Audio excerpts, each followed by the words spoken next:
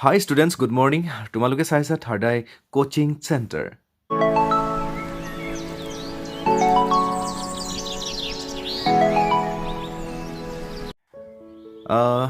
মৰমৰ ষ্টুডেণ্টসকল, আৰু তোমালোকক এই ভিডিঅ'টোৰ আজি শিকোৱা হ'ব আমাণ্ডাৰ যিটো পইম, সেই পইমটোৰ মানে পিছফালে থকা যিসমূহ কুৱেশ্যন এনচাৰ আছে, সেই কুৱেশ্যন এনচাৰসমূহ কৰি দিয়া হ'ব আৰু কুৱেশ্যন এনচাৰসমূহ অসমীয়াত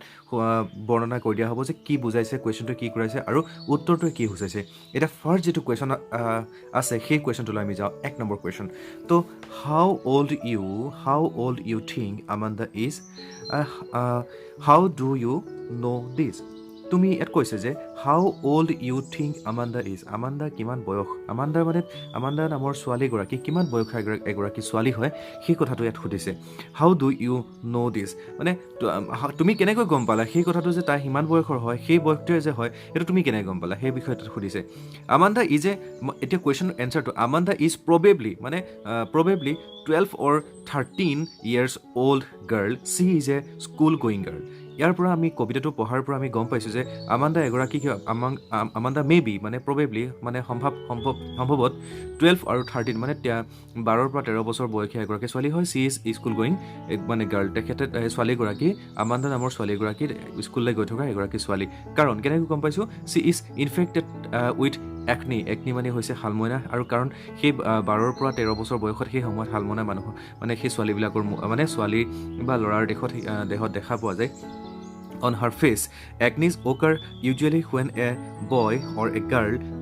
attain the age 12 or 13. It is generally during teenage that one suffers from such skin disease. তাৰমানে সেই সময়ত হোৱা এই কথাটো যে এইটো কাৰণে আমি ক'ব পাৰিছোঁ যে 12 পৰা 13 years, কাৰণ সেই সময়ত কি হৈছিল যে একনি অৰ্থাৎ মানে শালমইনা উঠিছিল সেই সময়ত, কাৰণ সেই 12 পৰা 13 বছৰ বয়সতে কি হয়, শালমইনা উঠা হয়। It is generally during teenage. এই বেমাৰটো এটা ডিজিজ হয়, এটা বেমাৰ, সাধাৰণ বেমাৰ হয়, যিটো বেমাৰ মানে সাধাৰণতে কিহত হয়, টিনেজাৰ এইজত হোৱা হয়। তো প্ৰত্যেকৰে এইটো হয়। নেক্সট যিটো কুৱেশ্যন, এইটো 1 নম্বৰ কুৱেশ্যন মে বি বুজি পালা তোমালোকে। যে who do you think is speaking to her. Who do you think is speaking to her, তাৰমানে টু হাৰ ইয়াত কি কৈছে, হু ডু ইউ থিংক, তুমি কি ভাবিছা যে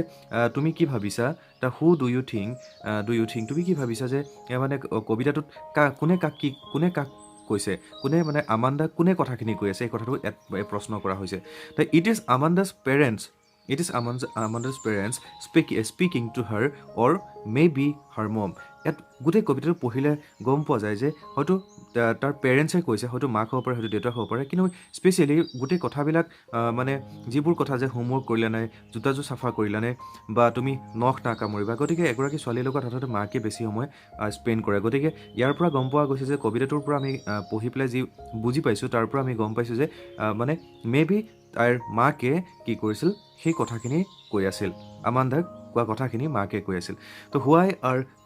ষ্ট্ৰেঞ্জাৰ, নেক্সট যিটো এডুকেশ্যন, তো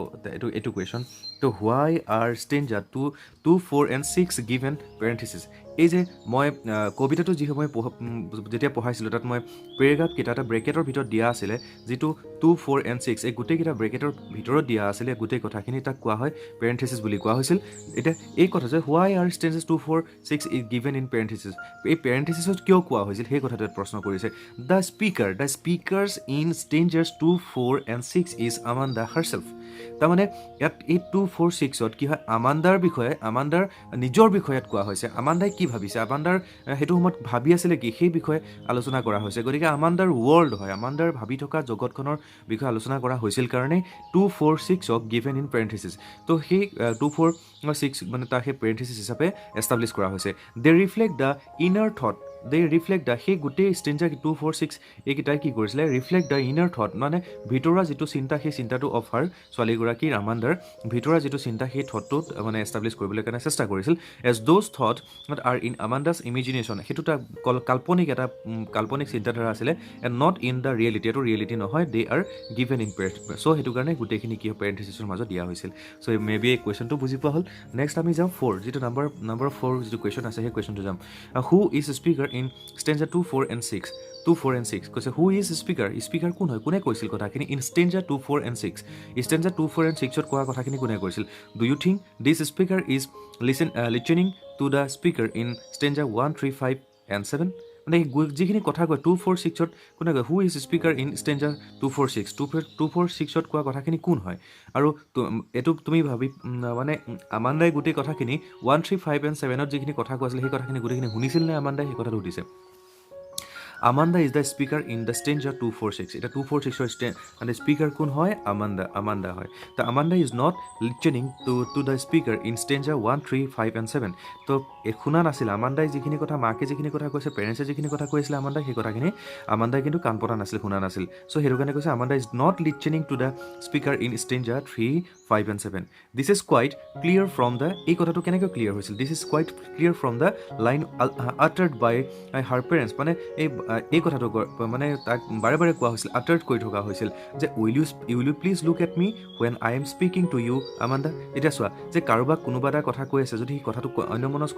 অন্যমনস্ক হৈ থাকে তেতিয়া তাক আকৌ প্ৰশ্ন কৰা হয় আকৌ কোৱা হয় যে তুমি সঁচাই শুনিছানে তুমি মই কোৱা কথাখিনি তুমি শুনিছানে এনেধৰণৰ প্ৰশ্ন কৰা হয় গতিকে আমান্দাকো তেনেকুৱা এটা প্ৰশ্ন কৰিছিল will you please look at me তুমি অনুগ্ৰহ কৰি মই কোৱা কথাখিনি তুমি শুনিছানে এই কথাটোৰ পৰা আমি গম পাইছোঁ যে আমান্দাক যিখিনি কথা কোৱা হৈছিল সেই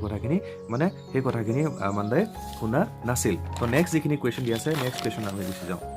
নাম্বাৰ 5 যিটো কুৱেশ্যন দি আছে নাম্বাৰ 5 কুৱেশ্যনত আমি কি দি আছে এইটো চাওঁ চেক কৰোঁ তাৰ পৰা নাম্বাৰ 5 যিটো কুৱেশ্যন অ'কে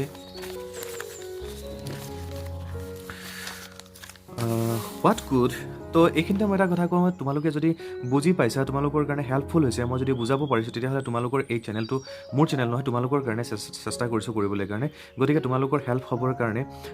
এই চেনেলটো ছাবস্ক্ৰাইব কৰি ল'বা ইয়াৰ পৰা আৰু যিখিনি তোমালোকে নোৱাৰা যদি বস্তু আছে তেতিয়াহ'লে মই বুজাবলৈ কাৰণে চেষ্টা কৰিম মোৰ সাধ্য অনুসৰি গতিকে তোমালোকে এতিয়াই ছাবস্ক্ৰাইবটো কৰি ল'বা আৰু লাইক আৰু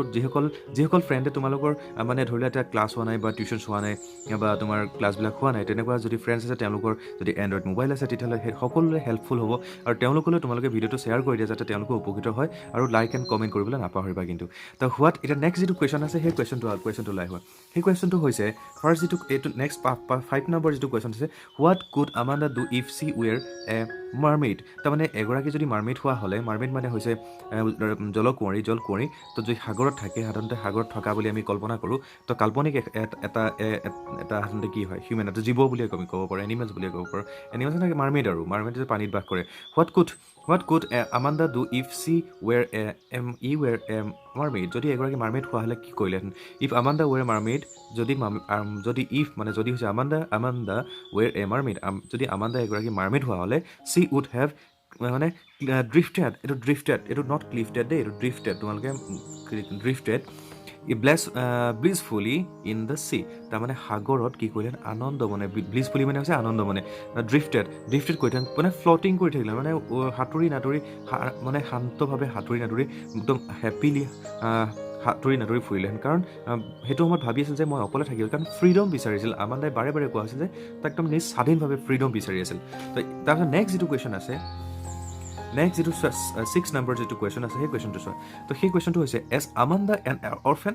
কৈছে আমাণ্ডা এগৰাকী অৰফেন হয়নে ঘাট মৰা হয়নে আমাণ্ডা এগৰাকী ঘাট মৰা নহয় হোৱাই ডাজ চি চে চ' কিয় তাই তেনেকৈ ক'লে ইন ৰিয়েলিটি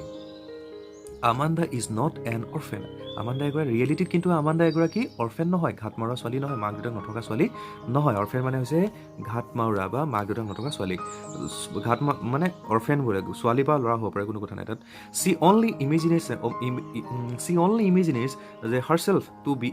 এন অৰফেন তাই অকল এটা ইমেজিন কৰিছে তাই এটা কল্পনা কৰিছে এগৰাকী অৰফেনৰ লগত এগৰাকী ঘাট মৰা ছোৱালীৰ লগত বিকজ তাইক বাৰে বাৰে আটাৰ্ড কৰি থকা হৈছিল বাৰে বাৰে কোৱা হৈছিলে ইটো নকৰিবি এনেকুৱা কৈ থকা হৈছিল চ' গতিকে তাই অতিষ্ঠ হৈছিল গতিকে তাই যেন স্বাধীনতা হেৰুৱাই পেলাইছিল এনেকুৱা এটা ভাৱ হৈ পেলাই তেওঁ কি কৰিছিল নিজকে অৰফেনৰ লগত তুলনা কৰি পেলাইছিল মানে ভাৱ চিন্তা তাৰলৈ গুচি গৈছিল আমাণ্ডাৰ because she would then able to roam the street because কাৰণ she would then able to roam the street কাৰণ তাই মানে মুক্ত ৰাস্তাত তাই ফুৰিবৰ এগৰাকী ছোৱালী বুলি ভাবিছিল freely then she would not how to hear the do's and don'ts from her parents আৰু তাই ভাবিছিল দেন যেতিয়া ঘূৰি ফুৰিব পৰা হ'লে তাইক কোনো মাক দেউতাকে কেতিয়াও মানে তাইক এইটো নকৰিবি সিটো নকৰিবি এনেকুৱা ধৰণৰ ড'জ এণ্ড ডনছ এইবিলাক একো নকৰিলে হয় নিৰ্দেশ নিদিলে হয় এটা কণ্ট্ৰল কৰি নাৰাখিল হয় গতিকে এই কথাটোৱে হৈছে এই কথাখিনি আমি লিখিব লাগিব আমাণ্ডা এজ অৰফেন নহয় হোৱাই ডাজ চি চে চ' কিয় তাই তেনেকৈ কৈছিল সেই কথাখিনি ইয়াত এনেকৈ স্পষ্টকৈ লিখা হৈছে তোমালোকে পঢ়ি ল'বা ভালকৈ তো নাম্বাৰ অফ 7 যিটো নাম্বাৰ অফ 7 নম্বৰ কুৱেশ্যন আছে সেই কুৱেশ্যনটো চ' ইণ্টাৰেষ্টিং কুৱেশ্যন হয় চ' আমি সেই কুৱেশ্যনটো এতিয়া নেক্সট আলোচনা কৰিম